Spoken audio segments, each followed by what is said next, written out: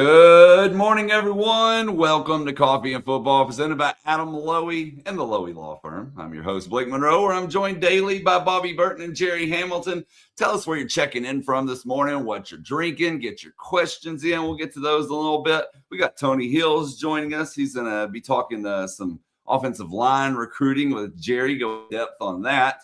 But before we get into football, guys, I wanted to shout out the men's basketball team as they win yesterday against South Carolina, 84-75. Jerry, Jalen Swain went double-double last night. Longhorns on a little bit of a roll in basketball, in your opinion, right now? Things starting to come together for them, or what are you thinking? I don't know if this team's going to get on a roll. I think, look, Sean Miller's a tremendous coach, and I think he's finding the buttons to push for these guys. They didn't come out with a ton of energy last night. They didn't play well offensively in the first half, especially the first 12 minutes of the game. But as they have been doing, their second halves offensively are really good. Sean Miller, they do a great job. They executed extremely well down the stretch. So I think the biggest thing for me with this team right now is they took care of business. Now they got to take care of business Saturday. Chris Beard's coming to town. He got tossed last night in Knoxville, by the way. Missed that. Chris Beard got ejected from that game, clearly frustrated. Ole Miss has one of the worst basketball schedules I've ever seen in the conference, by the way, but that's a different discussion. But I think Texas is they're doing what they need to do. And there's going to continue to be some ups and downs in year one, I think, especially defensively, but they continue to do what they need to do. When you're averaging 84, 85 points a game in SEC play, you give yourself a chance because this is a scoring league. There's a lot of good athletes. As a scoring league, and Texas is proving they can score. That doesn't mean every guy's going to have a good game every night out. If that was the case, your name would have Duke on the jerseys, and that's not where this is at. So I think to be keeping things realistic, I think the biggest thing is Texas wins a couple of games, and then the expectations are like, oh, here goes this Texas, and the expectations get a little out of control. But I think Texas is improving under Sean Miller. I think he's a tremendous coach. Jalen Swain continues to play at a very high level. It's nice what's happening for Texas. That's nice to see is if Tremont Mark has a couple of off games, well, Cam Hyde, he's playing better and better. He's getting more aggressive offensively. If Jordan Pope has an off night, Simeon Wilcher's kind of found his confidence again. They're getting enough pieces to where it doesn't force every perimeter player to have a good night. They have enough pieces now because the game of basketball is just not that way. You're not going to shoot it well every time out. You're not going to play great every time out. That's why there's 31 games in a season. Look, Texas is getting better. And it'll be fun. It'll be fun Saturday. Chris Beard's coming to town, and tomorrow night, Kim Mulkey's coming to town. So boy, what a couple of home games coming up for Texas women and the Texas men. But the key for Texas is to find the way to win that game Saturday. It's going to be competitive. These games are competitive. I know people are like, oh, South Carolina's a terrible team. South Carolina lost to Clemson by 7. They're in the game against Vanderbilt. They lost to Auburn on the road by 4, Georgia by 5. They're not a bad team necessarily. They're not a good team, but they're not a terrible team. They're in a really, really good conference, which can make you look really bad. They've played a lot of teams close to their better teams than they are. But Chris Beard and Ole Miss is the same way. Before we move on, Chris Beard and Ole Miss, after Saturday, 6 of their last 7 games are on the road in college basketball in a conference. That is unheard of. That is a horrible – I'm going to stick up for anybody that gets this. That is a horrible schedule. If basketball plays too many games to where you play 6 or 7 road games, that's poor planning by the SEC, poor scheduling. That just can't happen, shouldn't happen in basketball. You play too many conference games. You're playing 18 conference games. Nobody should play 6 or 7 on the road. That's BS. Yeah, too bad. Didn't happen in Texas. Hey, talk about things that are bad. This came out. The NCAA and College Football Playoff Committee came out with their list of when the games are going to occur. The first round, quarterfinals, semifinals, and national championship game. There's a distinct difference between a year ago. They're letting it breathe out even further into January 25th, almost 10 days later than what we had the national championship game this year, Jerry and Blake. And, this is just one of those situations where the fact that there's no change whatsoever on the number of teams, they decided that, but then they went back and pushed the national championship game out to January 25th. I mean, at what point do we say, wait a minute? I mean, they can't even get some simple things right. It's hard to watch this, but I hope Texas is playing on January 25th. Then I'll be watching. But otherwise, we're going to string this thing out to past the start of the spring semester. It's going to mess with the portal again, like it has been. I don't know what to say here, other than this could be. I mean, think of the two teams that play in the national championship game. If they lose a ton of players after the national championship game, their portal days are toast, completely toast. They have no chance to rebuild a team via the portal. Now, I don't know what to say. I think find a college coach that's happy about this schedule. I bet nobody can find one. The teams that aren't going to – I'll tell you, son, the ones that aren't going to win the national championship are probably okay with it. Well, I mean, look. It hurts those teams participating in the portal. If you have a bye, though, yeah, absolutely. But if you have a bye, this is why I don't think anybody would like this. Let's just say you're a team that gets a bye. You don't play for 3.5 weeks if you played in your conference championship game. If you didn't play in your conference championship game, you don't play for over a month. This schedule is ridiculous. I mean, a month. Imagine not playing for a month, a college football game, and then you're going into the playoff and you have a bye. To me, that's wild. That's wild. Look, the guys that get the buys are going to be at a disadvantage. They won't play for a month. The guys that play in that walk-in game or the play-in game, essentially, the 4 teams that play there, they've won 7 of 8 of those contests. That should tell you something's wrong with the tournament at this point. I know it's not this huge sample size, but 7 of 8 is quite a bit. Yeah. And then you just play it all the way out to January 25th. I mean, my goodness. Why couldn't you make that? It just makes no sense to me. I'll leave it at that, and just more as the world turns in college football. Today is National Signing Day, by the way. Something that people don't realize now that there's been so much emphasis put on the portal, as well as that December signing day. But the first Wednesday in February is traditionally college football's National Signing Day. Back when I was doing this on a full-time basis, just recruiting, it was I felt like an accountant on April 15th. It was one of our Santa Claus on December 24th, trying to get all the presents out to get there by the 25th.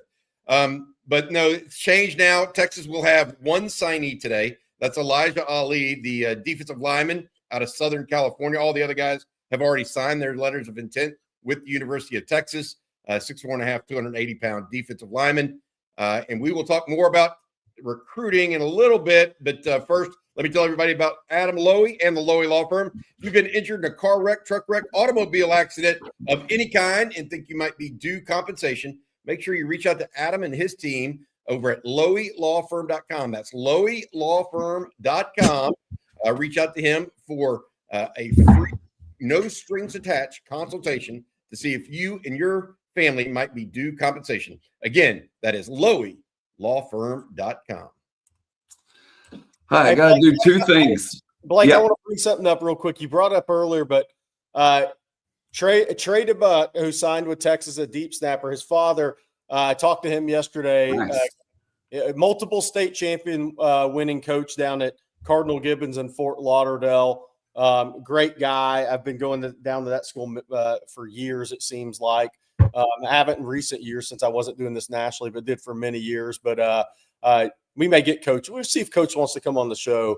But his son was one of the most highly recruited long snappers in this portal window. A number of SEC schools came after him, and he signed with Texas and is enrolled at Texas. Good stuff. Nice to meet you, Coach. Also need a couple of other things before we move on. Number one, Magic Don Juan BMT. You put in a super chat. I couldn't find a comment. So just I found it. I think it's about Elijah Garrett. Really good player. I'm pretty sure. Oh, there we go. Yeah. Elijah Garrett, point guard, combo guard at Beaumont Westbrook. They may go back to back. In fact, they'll be in 5A D1. But Elijah Garrett had. You have to correct me if I'm wrong, but he had a shoulder surgery injury, missed all of summer basketball, and that really set back his recruitment. I think if he plays really well in the playoffs, I think he's a D1 basketball player, no doubt about it. We'll see as he end up mid-major and have to work his way up since he missed last summer in AAU. But he's a really good player for sure. It's a great district down there. Peyton Jones can go United.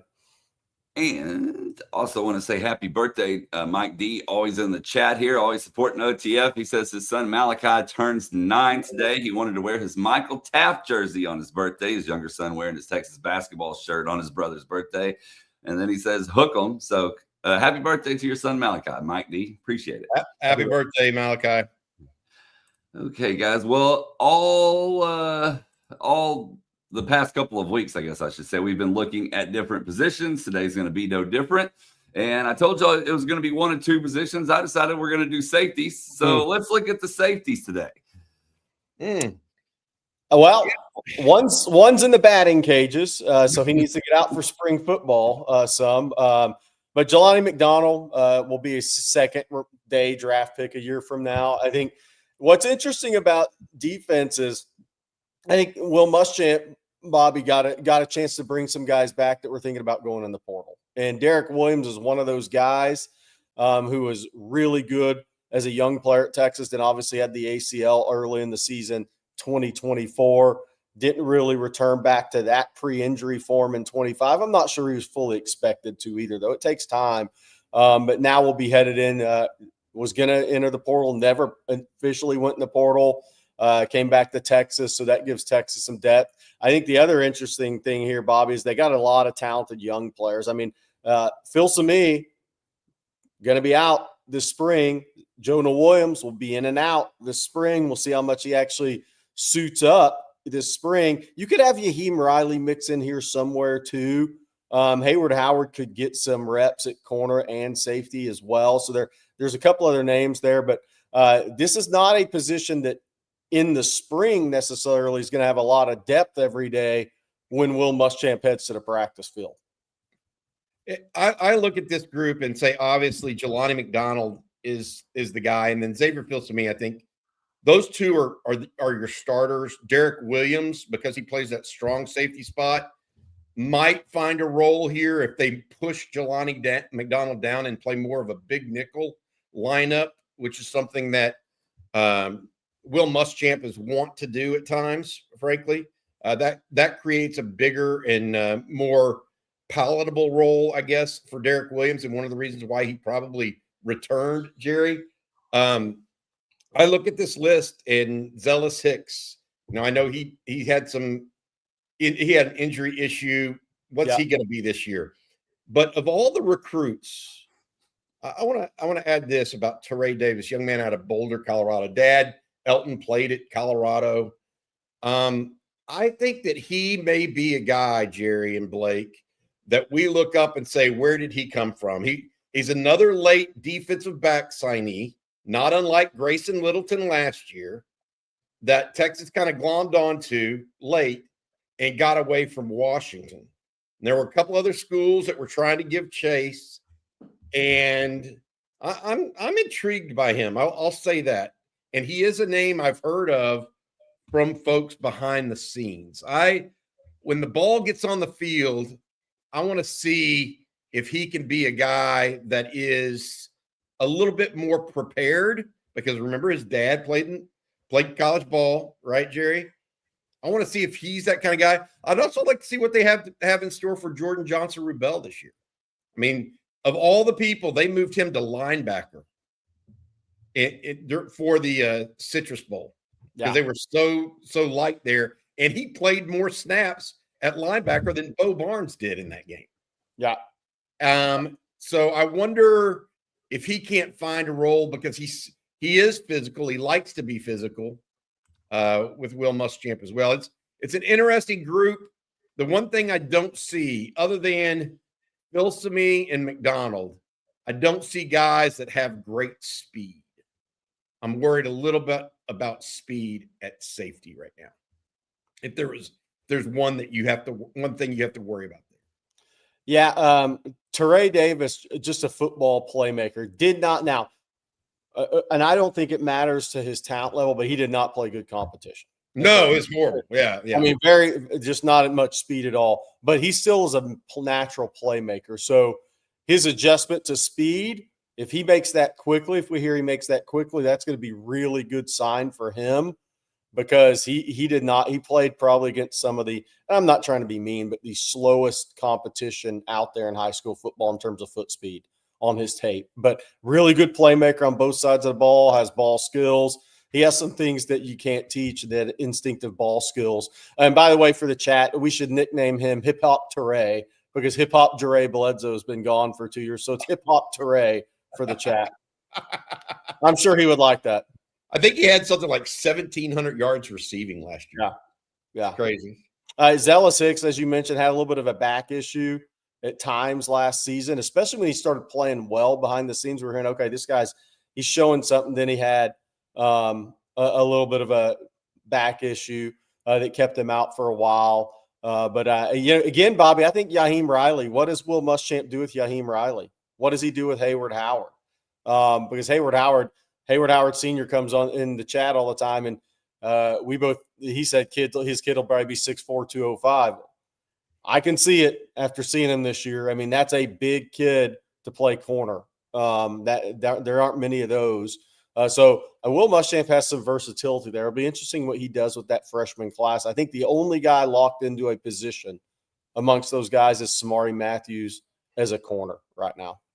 My question is a little bit different, and trying to say this the right way, Jerry, is, what is the weakness here? And is it speed? Is it a lack of speed at free safety? If you, outside of Filsaime, you don't have guys that really run extremely well, do you?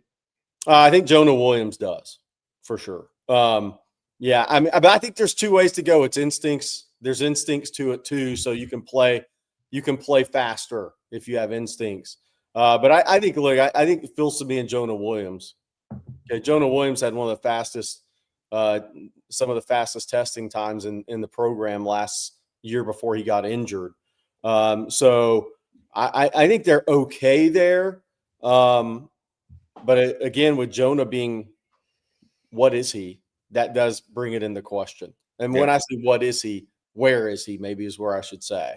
Is he in baseball? How much football is he actually going to take part in? Because right now he's a talent, and you got to wait for him to see how much he's going to be on the field with Will Muschamp this spring. Because I can tell you this: if he's not on the field some, he's going to get way behind with a new system coming in. So he's got to, if he's going to be a true factor for this team next year, he's got to find his way onto the spring practice field some. And we have a super chat here from Hoosier Hook 'em Horns. Thank you for the super chat. Says, at what point do we need Jonah to commit to one or the other? So much potential not being maximized. I've said for a while, I think this spring in this baseball season and next football season is going to is probably going to tell you which way he's headed. Because the key is, if he doesn't make a big dent in football next season, he's going to be draft eligible in MLB. And if he has a good season this year for the Horns on the diamond, look, that guy he has first round pick potential. Schloss certainly treats him as a first round pick walking off a football field every Saturday, Blake. I mean, he has first round potential. So if he doesn't make a big impact on the football field next year, the MLB draft may make the decision for him in 27? June of 27. Because since he enrolled last year and played, he's draft eligible next in June of 2027. So his timetable moved up some from potentially having to make a decision based on a draft pick status.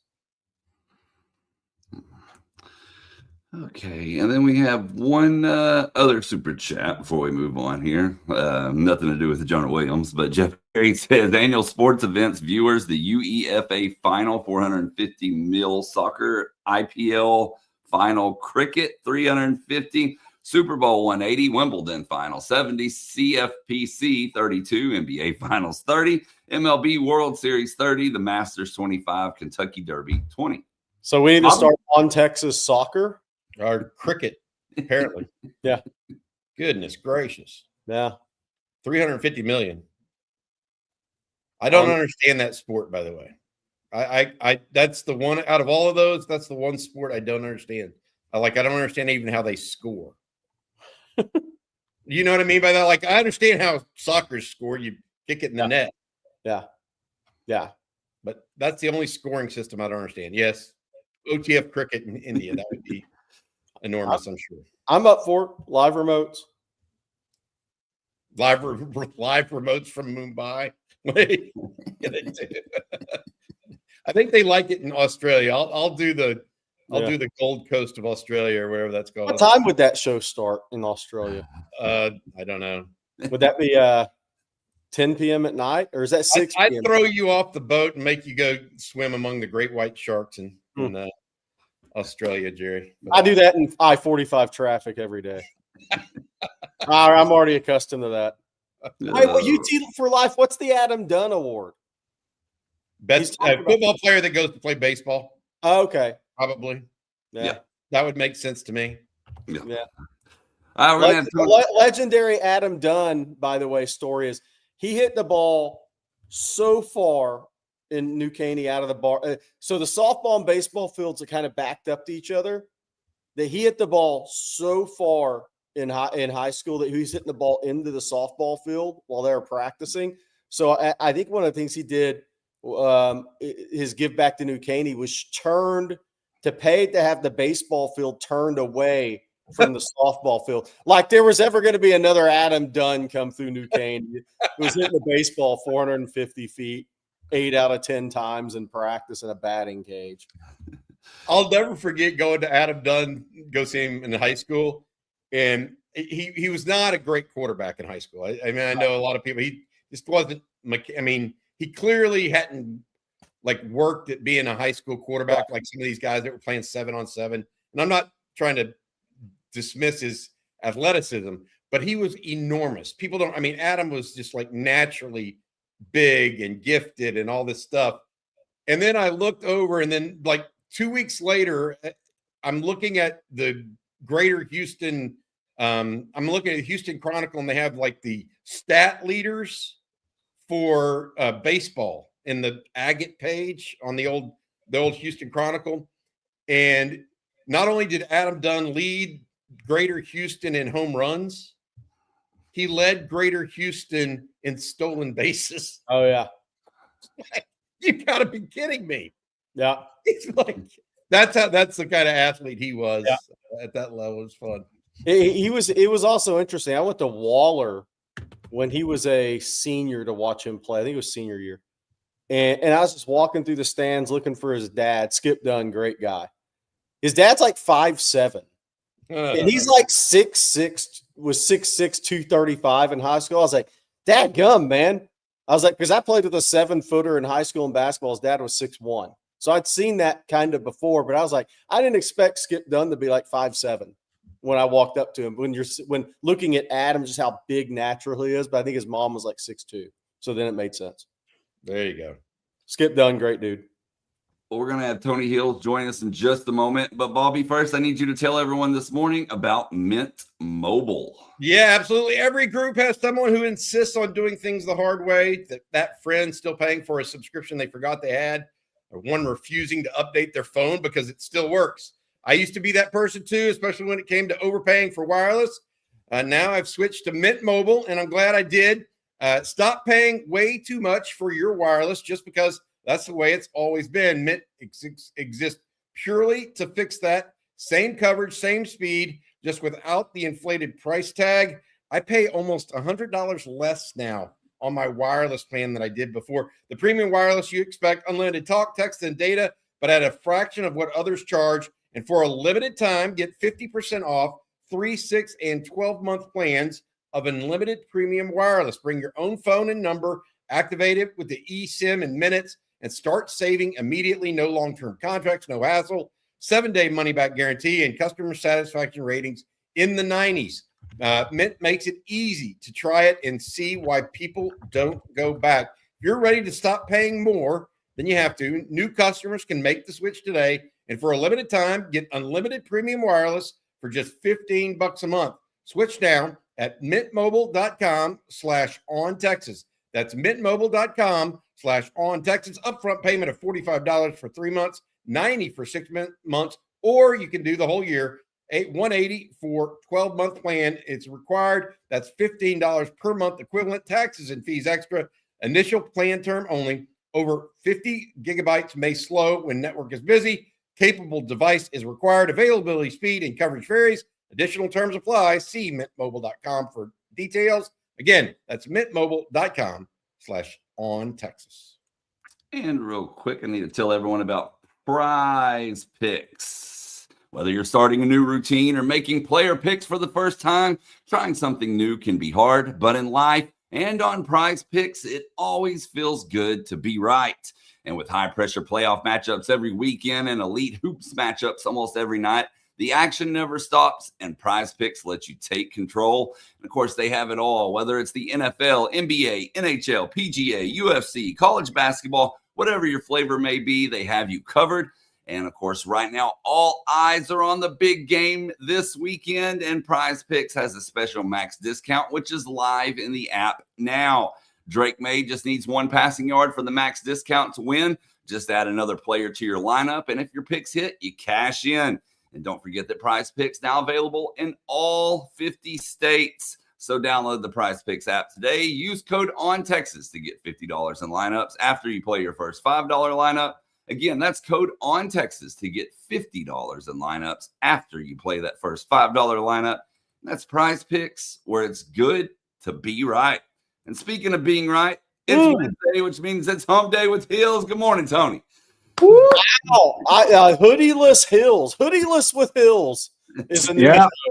Yeah. Y'all caught me in a situation where I got meetings and all types of stuff going on this morning, so I didn't have time to not get dressed early. But that's all right. You know what I mean? I'm a man of many talents. Hey, Tony, first question for you. Super Bowl week. What's it really like as a player? Oh man, it's funny that you asked that question, Jerry. You look right here behind me. I was able to actually obtain one of those things. But no, listen, I'm gonna tell you, Super Bowl week. A lot of family, a lot of excitement. Let me go back. Man, it's one of those things where it's the most interesting week in football because it's a combination between a celebration, right? You have 2 champions walking into the stadium, right? Essentially, AFC and NFC champions.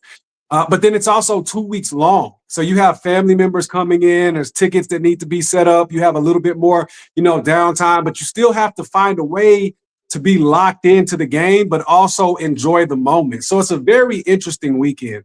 I know when we were in when we played against Arizona, I believe it was in Florida, like just going around sightseeing, seeing family, visiting, having, just having all types of different experiences in those places.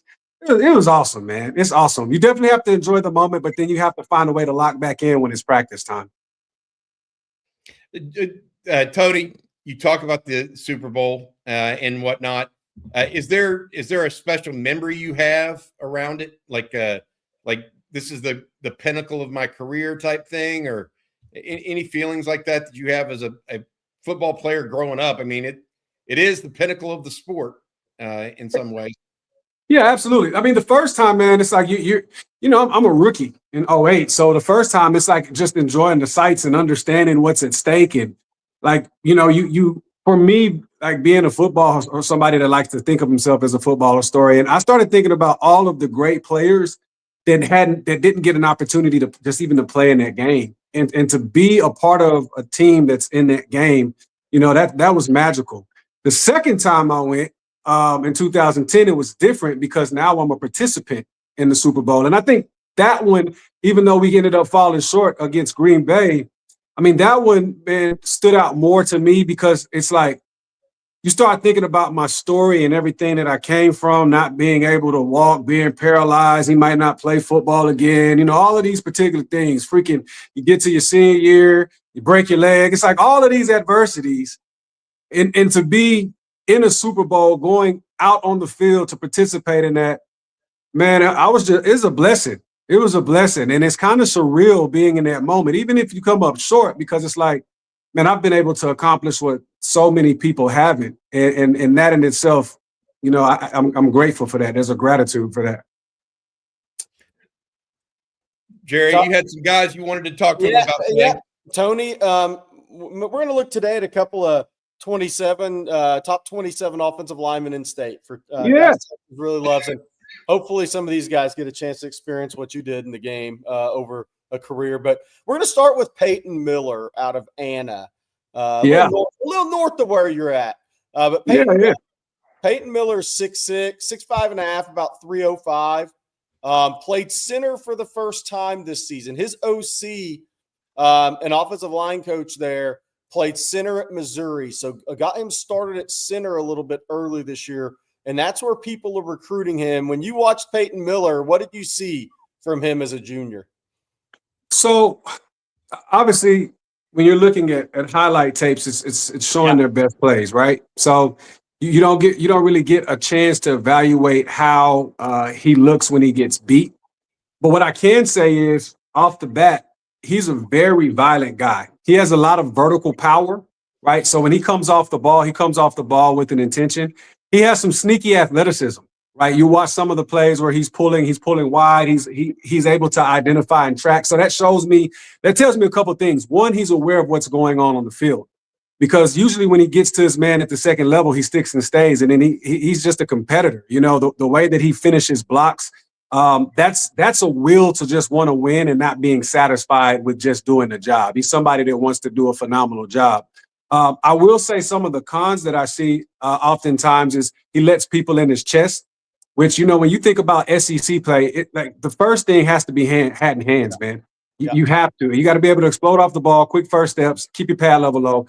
Sometimes he's a very strong dude, tall guy, tall, lanky guy. So oftentimes when you see people like that, the pad level's a little high. So that's one of the things that I saw. And then the last thing, just nitpicking here at this particular point, but I would love to see some more lateral quickness. Even on that play right there, obviously he finishes the guy, but if you look at the initial contact, the guy gets into his chest because he's playing too high. So those are all things that are coachable. All in all, man, good player. Yeah. Hey, Tony, what you said earlier, because we talked about pad level with linemen, but like at Under Armour game this year and he played guard there, and I'm not talking about him specifically, but a number of guys led with helmet before hands. And I was like, whoa, like it's amazing. We think these guys are farther along technically than they actually are sometimes. And that doesn't mean not being well coached at all. But I saw multiple guys in a drill go helmet before hands. And I'm like, uh-oh. And the coach, one by one at Under Armour game was like, no, can't do that. No, he went into his whole tirade about that. But it's amazing. I think we all believe these guys from a development standpoint are farther along than they actually are a lot of times. I mean, there's very few Kelvin Banks out there that, been with Kenny Harrison for 4 years, been with the same guy that are technically way ahead at that age. Yeah. I mean, look, at the end of the day, you only know what you know. And so it depends on the program that you're in, the type of coach that you have, the level of experience that individual has. And look, at the end of the day, there's some great high school coaches, but there's just a different game that's being played at the next level collegiately, right? And so when you get guys that have played at that level and played that type of game, obviously the proof is in the pudding when you get a player that comes from those type of systems. I will say this too. Another pro about the young man is his position flexibility. I mean, that's always going to keep you a job in the NFL. Ask me how I know, right? So position flexibility is important. And then when you talk about the danger of leading with head as opposed to hat in hands, is that when you have defensive linemen, and I see this quite often. Oftentimes, it seems that the defensive linemen are more developed at the high school level than the offensive linemen. I don't know if you guys are seeing that, but that's what I see. And it tends to mellow out once they get to college. Yeah. I would say this. That's an interesting point that you're mentioning, Tony. I think that the offensive line is a little bit more of a technique-driven position. It is. And I'm not taking anything away from defensive linemen here, because they certainly have a lot of technique and rip moves and all these different kind of moves they've got to create. But, offensive lines, and it's one of the reasons why it takes longer. It's not just body development that you have to do. I mean, you have to create the stuff. I think that's a fair assessment. The one thing I would add that you're talking about there is when you start talking about hat and hands and all this other stuff, it's athleticism. Yeah. One of the most underrated things on an offensive lineman, in my opinion, is just overall athleticism, especially with how well these interior guys move nowadays.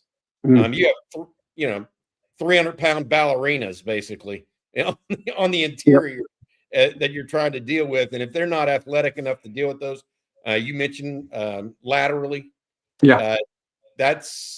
I literally believe that was part of Texas's issue at times this year with pass protection on the interior. They had some guys that weren't necessarily as athletic as the guys they were going against and couldn't get to them. Yeah, it's that. But I've also seen players, Bobby, that have had success because they're just extremely technically sound and in tune with what the system is. And this was, well, I got two thoughts going on. One, I'm gonna go back and then jump forward. The problem, I didn't finish on the hat and hand. The problem with leading with the head is that you're overextended. So if you're overextended, then you're always going to get swiped. Then you fall on the ground. That's why you have a lot of guys that are leaning, because you're expecting the guy to be at a certain point. He doesn't there. Like Aaron Donald, he's a quick swim backdoor guy. JJ Watt, quick swim backdoor guy. So if you're trying to get in front of the guy and you're not making contact because you're leaning, he's just going to swim backdoor, get back in the gap, and make the play. So we gotta shore up the technique on that. But to your point, Bobby, about athleticism, yes, if you have an athletic offensive lineman, it allows you the flexibility to do so many things, especially in the Sarkisian system. That's the reason why, having the Banks and all of the guys that they've had before, the Majors and the Connor Robinsons, all of these guys that have played a lot of games, and Cole have played a lot of games, they showed a lot of that athleticism, which allowed him to do a lot of things. When you don't have an athletic line, then you have to create the system that fits that. Right. And a prime example is the national champions. There's not a single offensive lineman on there that you could look at and say, oh, this guy's extremely athletic. No, by far, Miami had the more athletic team. But what they ran up against is a team that understood who they were and understood what they did well. Right. So they forced you to play the game to their technical aspect and play the game in a phone booth, which then causes a problem because now you're wanting to use your athleticism, but you can't, because now you have to play technically sound ball. You got to hold points. If you don't hold your point, you get out your gap, they expose you, right? And that's where technicality can win over athleticism. So it's really about understanding the caliber of line that you have, what type of line that you have, and then what system you can fit around that. Because you can always tweak the system to fit the player. You can't always tweak the player to fit the system. So I think a great point. And so we have one more guy. By the way, people in the chat say you haven't skipped trap day in a while. So congrats to you on that. You get some compliments on the traps in the chat, Tony. So Brian Swanson, South Oak Cliff, we're keeping it up in DFW for you, left tackle. Your thoughts on him? I mean, really athletic kid, obviously, technique-wise, got some things to do. Yeah, he leads with his hat sometimes too much. I saw that Under Armour game. But kind of your thoughts on Swanson? He is a okay. You saw the hurdle too, Tony. Yeah, man. Listen, I watched it. I watched that. I think it was the second or third play. I was on the Stairmaster. I must have watched that play like 3 or 4 times in a row. Like, my God, bro. I don't even know if I ran 40 yards to get to somebody like that. You know what I mean? So his passion and desire for the position it jumps off of the tape, man. It jumps off of the tape. Definitely an athletic guy. To your point, from a technique standpoint, yeah, he has to shore up. Like he's a heel clicker, right? When he instead of a climber to the second level, he clicks his heels to get there, right? And you can see that. But then when he gets his hands on you, he's coming there with an intention. Like, if you're standing up, I lost. That is how he plays the game, right? He needs to get better with his punch. Like he alligator arms his punch, but and a lot of that too. The other part about technicality and being technical as an offensive lineman is it does matter the amount of competition that you see, because he's so strong and he's able to overpower a lot of the guys that he's playing, that oftentimes you fall into that. When you go to the next level, you can't fall into that because you got guys just as strong as you, right? So this is like right there, that play right there. If you could roll that back one time, Blake. I can. Yeah, I want OTF to see this. When he climbs to the second level, I don't think it's that play. Yeah, right there. You see how he clicks his heels as opposed to stepping to the linebacker? When you click your heels on contact, if your base is together, then oftentimes a linebacker is going to run through your chest. You're going to be on your butt, right? And so, but he's not playing those type of players. But I'll say this: athletic kid, definitely has some things to work on. If he gets, I love that. If he gets in a Kyle Flood type of system, I believe he's going to be pretty good. Yeah, and we had those two guys. I brought those two guys because I do think Texas is the favorite for both those guys. It's early in the process. They'll both go through their June OVs. Both were at the January 17th Junior Day. Both as juniors played in the Under Armour game, so I saw those guys up close a few weeks ago. But I brought those guys up for the chat because I think Texas is in a good spot with those two guys right now. Does that mean they're going to sign or commit to Texas in July? Look, you guys know how recruiting is right nowadays. But these are two linemen in state, and it's a loaded class. Well, I will bring some other guys up for Tony coming up in the next few weeks. There's a kid up at Tyler Legacy. I'm waiting for his junior tape to come out that I think is going to be one of the better pass pro guys in the country in this class. Really good athlete. Texas is going to try to flip him from A&M. Demarion Johnson. So we'll bring up some other guys, but we brought up these two guys first, Peyton Miller from Anna and Brian Swanson from South Oak Cliff, because we believe it on Texas football. Texas is doing very well with these guys right now. Definitely. He's a waist bender too. He got to work on that knee flexibility. He has good knee flexibility as it starts in the stands, but instead of staying low, he likes to stand up. So like that's what I'm saying. Those type of things are things that can be worked on, man. But that's exactly why I'm trying to say, I think your point about offensive line being more difficult than defensive line, people are more ready to play defensive line earlier. It's because of exactly that. Brian Swanson's really freaking good, right? Yeah. He just got so much to work on because he's a ball of clay. Because to your point, even though he's in a tough district and all this other stuff, he's not playing Division I guy at the same height and physicality, because that's what you have to be ready for in college football at that offensive tackle position. It's not just your athleticism. It's the physical strength that you're going to get on every single down. So I agree with Tony on that. Tony, you look at this game this weekend before we let you go. Patriots or Seahawks for you? What do you think? Oh man, listen. Okay, I got two thoughts real quick. One, two. I want to talk on that point real quick.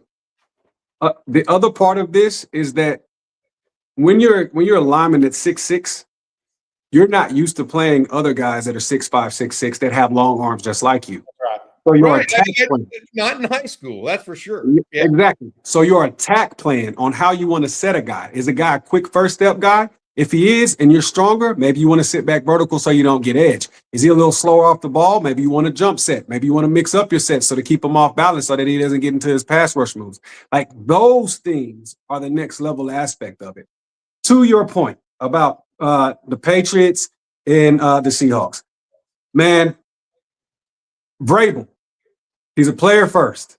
And I'm always for the players, right? But the reality of the situation is I just think that if you get the Sam Darnold that we got against one of the most prolific and, in my opinion, first ballot Hall of Fame quarterbacks in Matthew Stafford, and you get him to play at that level, I just don't know how New England can keep up offensively, especially with what Drake May is at this particular time and how he's been playing these past couple of weeks. And you're playing a better defense. And then on top of that, man, I mean, look, man, B. Murphy's on the other side. So, we gotta pull for our Longhorn guys. So I'm going with Seattle with this one. I'm calling it some. I honestly, because of the ineptitude of New England's offense, I think the score is going to be something like 31-17. Like, I don't see them scoring a lot of points against this defense. And then Seattle's special teams gets active too, so you could get a score out of that. So it's a lot of things that could just blow this thing wide open. I don't think this game is going to be as close as people believe it to be. And even if the score ends up being a little close, maybe something like a 23-17, it's going to be one of those things where it's like 23-10 all the way to the fourth quarter, and maybe they get a touchdown. But the game was always in Seattle's hands. So I got Seattle winning it all. Hey, Tony, my final question for you in regards to Super Bowl is, look, all your teams that go have ultimate confidence, right? They went through the gauntlet and they're playing for the world champ. Are you, as an athlete, are you more nervous before that game, or is it the same? Or was it better? Was it less nerves the second go round for you as a player? I mean, what's it like, do you think, for the athletes in that game? I believe from the athlete's perspective, nothing sets in until the end of the game. Yeah. Right? Like you're taking this just as you're taking any other type of game. Of course, there's festivities and things that are going around you. Of course, you understand the magnitude of what it is that you're doing. But I don't believe the most well-coached teams, and I was on a Mike Tomlin team, which was a really well-coached team. The standard is the standard. This game is the opponent is a nameless gray face in front of us that's standing in the way from us being world champions. That's what it was. So there was never a nervousness because you just looked at it as this is the next game. This is the next opportunity to go out and do what it is that we've accomplished and set out to do. I believe all of the emotions and things happens when the clock strikes zero in the fourth quarter, and then it all sets in like, oh my gosh, I'm a world champion. Same thing as a national champion. Yeah. Obviously, Vince was as amazing. All of the players were amazing and the things that we were able to accomplish, right? But none of that was the thought process when it's fourth and inches. It's like nobody's thinking I got to stop them or we're not going to be national champions, right? He can't get the first down. So from an athlete's perspective, it's handling the job in front of you, right? And then at the end of that, that's when all of the celebratory things happen, and you realize, wow, man, I'm a national champion, or wow, man, I'm a world champion. That's when it starts to kick in. We have a question for Tony from the chat, Blake? We do. We got one super chat, Tony, for you before we let you go, from Edgar here. Thank you, Edgar. He says, good morning, Tony and OTF. Tony, what skill or drill is the most important to develop some bulldozing ability on the OL, and how much of it is a personal commitment to just be nasty? Hook 'em. That's a great question. Who gave me that one? Edgar Padilla. Padilla. Okay. Well, shout out to you, man, for that one. I believe as an offensive lineman, the number one thing that you have to be able to have is functional strength. Functional strength. Now, how do you develop that functional strength? Well, I'm old school. Walter Jones used to push trucks, leg drive, right? Like straight up. And I did the same thing. I did what the greats did. Leg drive, core strength, hip, knee, ankle flexibility. All of these things, it's the small muscle groups that establish a great offensive lineman, right? When you look at somebody like a Joe Thomas, right? What made Joe Thomas so consistent? It wasn't just the fact that he was technical. He had amazing functional strength. And what I mean by functional strength is you have some guys that can get in the weight room and throw up 400 pounds, but it doesn't translate. You have other guys that can't bench 225 20 times, but when they get out on the field, you can't get off of them. So you have to be able to have functional strength. The commitment to be nasty.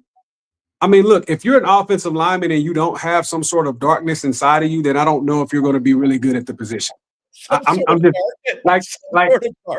like I'm being honest. There has to be something a little off about you to be able to be in that position, especially if you're, if I'm being honest, center guard.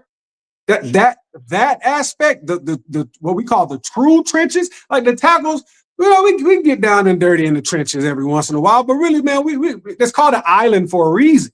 Yeah. But if you're an interior lineman and you're a nice guy, you're not going to last very long. You're not going to last very long. So the commitment, it doesn't just need to be just be about being nasty. You got to just want to be great. You got to want to be great. Like you have to understand that you're never going to be perfect, but you still have this obsession to chase perfection.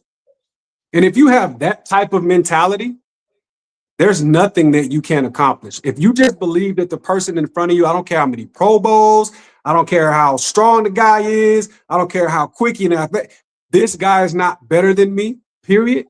And then you go out there and you prove it. And then if you have mental resilience to be able, that's another thing that I believe has to happen. You have to have a mental resilience to bounce back when you don't have your best play or you don't have your best game. Those guys are great to me. Those guys are great to me. Unbelievable. Got to have a darkness to play guard, center guard is what Tony Hill says. Got to have a darkness. Tony, thank you so much, bud. You have a good one, man. Enjoy the game this weekend. We'll see you again next week, bud. All right, now. Hook 'em. Later. Good stuff. Jerry, you have a little darkness. Could you play guard, center guard? Well, the watch with us, you have to have a little darkness in the watch with us is a lot of times, especially during that Florida game this year. Oh, gosh. Well, we're going to get to some people's questions here in just a moment, some super chats. But first, Bobby, I'm going to let you tell everyone about Andy Ludicky and My Perfect Franchise. There is no darkness involved with Andy Ludicky unless he gets you into one of those businesses that need a guard, center guard mentality. In all seriousness, if you're looking to leave the corporate rat race, start 2026 anew, own your own business potentially, reach out to Andy Ludicky at myperfectfranchise.net. He has a system where he takes you through a group of questions, kind of takes that input, and then gives you a list of businesses that might fit your time commitment as well as your skill set. Again, that is myperfectfranchise.net. Reach out to Andy at 404-973-9901 or give him an email, Andy at myperfectfranchise.net. Again, Andy Ludicky, 404-973-9901. And Jerry, I need you to tell everyone about Mark Saunders. Oh, yeah. Mark Saunders is one of our great sponsors, great guy. He's been sponsoring the Recruiting Breakdown since this channel's been going. So thank you to Mark Saunders. And why Mark Saunders, you ask, on Texas football community members, as so many others have done? They've gone to Mark Saunders for all their insurance needs. He protects it all, everything from your home, car, and boat to your motorcycle, RV, and even an ATV if you got one of those. He serves the Austin and Round Rock area and the entire state of Texas. That does mean he's the only insurance agent you'll need. He's also a Texas alum. Here's our On Texas Football guarantee, which we make very few of. With his over 35 years of experience, you'll be in great hands with Texas alum Mark Saunders. Give him a call today at his office, 512-218-8571. Again, thank you to Mark Saunders and his team for being tremendous sponsors of On Texas Football over the years. Enjoy talking about you guys on every Recruiting Breakdown and the other opportunities we have. Good stuff. Good stuff. Thank them for sponsoring. I want to say this. Does anybody in the chat think Blake could ever be guard, center guard? You're just too nice, Blake. I could see some dark side on Jerry for sure. Oh, 100%. I might have a little, but Blake, I mean, you're pure as a driven snow, my man. Yeah. No way you can play guard, center guard. I'm glad that that's the general consensus on me. I'm gonna have to tell my wife that I'm pure as driven snow. Okay, let's see here. We got time for some questions. Let's do this one from King Me. When does winter conditioning start? Oh, I started. They started last week, about midweek. Was it Man, yeah, I think it was late last week. Long story short, they'll get going. I think it's it's either Monday, Wednesday, Friday, or Tuesday, Thursday, Friday. Jerry, I'll have to look into that to make sure I got that right. But they'll get after it in the weight room and on the field from now on. This is when you really start to get some notes on the freshmen before spring practice. I put some of those up on Texas Football on Monday morning, some things I'd been hearing. So it's underway right now, winter conditioning is. And then we're going to do another one here from King Me. He coming with some good questions this morning. He says, how can Cam Coleman boost Sark's offense beyond the passing game? I think it's a great question. One of the ways is a safety depth and how they can react to run game and how they can react to things around Cam Coleman. And Sark, I think Sark is very smart at being able to maximize a guy like Cam Coleman whenever he's not touching the football, just having the threat of him. I think he can help in a number of ways. And I think one of those ways is you got to have safety top over the help. Safety help over the top. So that changes your depth at safety when you have a guy like Cam Coleman. So how does Sark maximize where that one safety depth is going to be? I think he will next year. I think that's why you bring in a Cam Coleman outside of the big plays he makes when the ball's in the air going his direction. Is how do you maximize having him for one season? And I think Bobby, how deep can you get the safety to play the topic? And I think it also, and that's some of that is that helps the run game potentially loosen up underneath. And I think having guys on both sides that can press downfield like that matter. But I was thinking more in the outside run game, actually, a little bit. You have three receivers now that are bigger and longer. Like DeAndre Moore was a functional blocker. He was never a great blocker or anything, but he also was not long-armed. Now you're adding Coleman, Mosley, and Wingo. All those guys are big guys. That theoretically should help in the screen game, outside screen game, to whoever they're going to. I mean, I could see trips to a side or motioning to a side and using those two of the other guys as blockers. I mean, that was my immediate thought, although I do believe that holding the safety back obviously helps the run game. I would say this too, not just to take it further than the question. So I think the passing game to the running backs is an extension of the pass game oftentimes for Sark. I think the running backs out of the backfield, especially Raleek Brown, are going to be the biggest benefactor to this rebuilt Texas offense. I think they are going to be the biggest benefactors. I would say it's an extension of the run game. I mean, those two backs Texas brought in 71 receptions last year in college football. That's a big number, 37 for one, 34 for the other. And Derek Cooper can catch the football too now. He was a wide receiver and safety coming up before he grew into a running back. So I think those guys, the extension of the run game with the running backs out of the backfield, are going to be huge. I think those guys are going to have a lot of really good opportunities this season, a lot. All right, then let's take this one from Living Rent Free in UT. He said, I saw Rocky Cummins made a huge jump in the recruiting rankings. Is he a middle linebacker? I think it remains to be seen, but I think he was recruited to Cal as an outside guy. I think it could be an overhang backer. I mean, he's a big frame kid now. When you see him, when somebody's listed at 6'4", 215, 218, you're like, okay, he's probably 6'3", 210 when you see him in person. When Rocky Cummings showed up for his official visit and we were around there, CJ and myself, I looked at CJ and said, that guy's every bit of 6'4", 220. He's got long arms, big frame. If that guy doesn't weigh 240, 245 one day, I'll be a little surprised. He is a big frame kid. The interesting about Rocky Cummings, Jerry, and you know this, they were looking for another linebacker. They brought in Karan Maycock. out of South Florida. He was committed to Florida State at the time. I think he ended up signing with Florida State. But my point was they brought him in, but they didn't necessarily like the body type long term. And then they brought in Rocky Cummings, the very next week or 2 weeks later, something like that. And they immediately went on him. And I think that shows you a couple things. One, what they thought of him as a player, but also what they thought they could develop him into. And the high end thing there as well. I think this is Ty Anthony Smith's mom is in the chat this morning. Yep. If so, good luck to Ty Anthony. Hopefully he gets over whatever kind of shoulder surgery he's had to have this off season and comes down. But it's always nice to hear from you. And thanks for joining us this morning.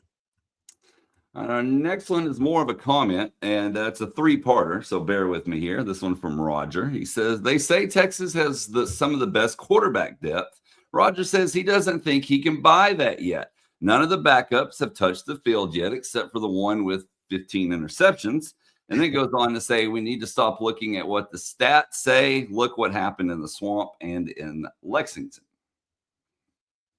Well, look, I mean, the Swamp and Lexington happened early in the year, relatively speaking. Okay. The last 7 games, Arch Manning was almost as good as any quarterback out there. Maybe not named Mendoza, by the way. I mean, is that good? I feel like your one quarterback. I mean, people are talking about him going 1-1, and I think it's a very big possibility for him next year. If you're talking about quarterback depth, you have one guy. KJ Lacey's unproven. Diabell, unproven. MJ Morris has played, but he is not a high-end backup, in my opinion. And so I'm not going to argue over who has the best backup quarterback in the country. But when you start talking about it, I think Texas has a skill set there, especially at the top of the heap, that is proven and is – another thing, I'm going to knock on wood here, but Arch didn't miss any games last year, guys. Missed 1 play or 2 plays against Mississippi State. Didn't fumble all year. I mean, that's a tremendously rugged, experienced, and smart quarterback to be able to do all of those things. And so I feel like people are underestimating him a little bit, but I don't have a problem with any of these preseason rankings that have Texas as a high or low quarterback depth. I mean, it's kind of, I don't know. It's a non-sequitur for me. I don't really mind. The chat can help me out with this, but I was thinking about how many P4 teams last year had 2 quarterbacks that had P4 experience. And I came up with LSU and I came up with Arizona State. I'm sure I'm missing somebody that had actually had starting game experience at the Power 4 level. LSU did with Nussmeier and Van Buren. Arizona State did with Leavitt and Jeff Sims, although Sims has just been rocky his whole career. A&M did because Jacob Zeno started like a game at Baylor or something, didn't he? Yeah, well, was he even their second team guy there last year? I don't know if he was. But yeah, I mean, like that list is not long at all. So I think that is the reality of college football now is we talk about positions, you're not going to hold on to those guys. That's one, because they can go make a $500,000 to $1 million to go start somewhere else.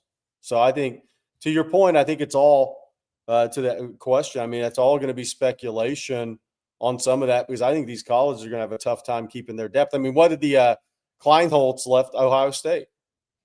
I mean, so I think it's going to be hard to have Texas Tech, Joshie Manning, because of injuries, is one. So that's 3 that legitimate had guys that had started multiple P4 games. It's a short list. It's a short list. I think it's going to be close to non-existent in the future of college football.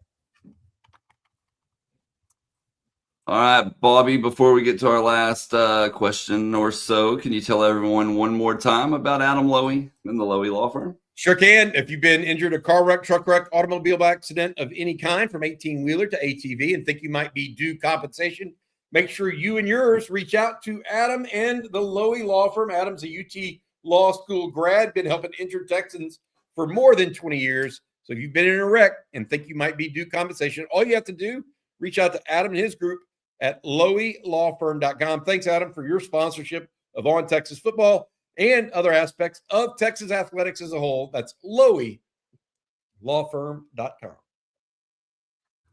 Okay, and we got a super chat here from our buddy Rocky P to close out the show. And Rocky says, couple of feelings for next year. Second part of the season is going to be the Derek Cooper coming out party, bookmark it. And Wingo is going to plant his flag as wide receiver number 1 in this offense. Who will have, this is a great question. The second part I want to tell you, Jerry, who's going to lead the team in receiving yards next year? Because Ryan Wingo will likely have more yards per catch than Cam Coleman. I mean, in my opinion, Yeah. you have as many catches to do that, or no? What do you think? I mean, I think it's possible for any of those guys, honestly. Cam Coleman's the best, period, no matter what. He's your number 1 wideout. But that doesn't mean he's going to have the most yards, because he's going to have the most bracketed coverage. So that theoretically should give Wingo and Emmett Mosley great opportunities. So I think Cam Coleman is a rock out. If he predicts it, we'll come back to this. But I think Cam Coleman is easily number 1. That's not a knock on anybody else. But I could see somebody other than Coleman having the most yards, though. I don't think that's out of the question, because again, he's going to have the most bracketed coverage on the team. I'm going to go, regardless, I'm going to go with Wingo with the most yards receiving, and I'll go with Coleman leading in catches. That's kind of where I'm at on this. What about the first part of that comment? Derek Cooper coming out party. Love Derek Cooper. Early returns have been great. Yeah. Not much I can say more than that at this point. Running backs get banged up.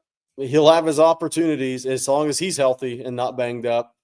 We all know if Smothers and Brown are your top 2 backs, the likelihood of both of them playing every game is not high.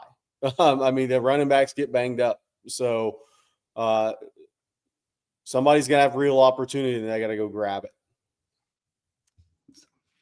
And I actually have a couple of notes on Texas football on Derek Cooper from talking to some people in South Florida. There you go. So come on over to ontexasfootball.com. Good plug there. Guys, well, that's going to do it for today's episode of Coffee and Football, presented by Adam Lowy and the Lowy Law Firm. We want to thank Adam, along with Prize Picks, Mint Mobile, Andy Ludicky of My Perfect Franchise, and Mark Saunders, all for sponsoring today's show. Of course, thank you all for tuning in as well. Bobby, what do you have for everyone later today? We got State of the Program coming up here around noon today, and then we also have some other news and notes. And remember, it is National Signing Day. Texas is expected to add Elijah Ali, a defensive tackle out of Southern California, to their commitment list. That'll make 24 signees for this 2026 recruiting class, and it should be the last one. Now, they all are still working on some potential guys in the portal, but there's no signing day or officially for the portal, so those guys can keep signing for quite a while. But we do expect Elijah Ali to be announced as a signee for the University of Texas at some point today. And yes, it's a, by the way, I'll leave with this. Kim Mulkey comes to the Moody tomorrow.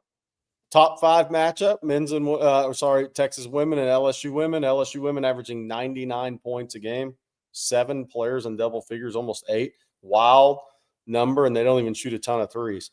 So that's going to be a huge game. And Kim Mulkey, one of the more, let's say, disliked women's coaches for Texas fans, if not number 1. And then Saturday, Chris Beard comes to town to take on Sean Miller. Should be some warm receptions in the mood the next few days. Well, hopefully we get a warm reception when we return tomorrow morning. So for Bobby Burton and Jerry Hamilton, I'm Blake Monroe, and we'll see you then. Blake can't play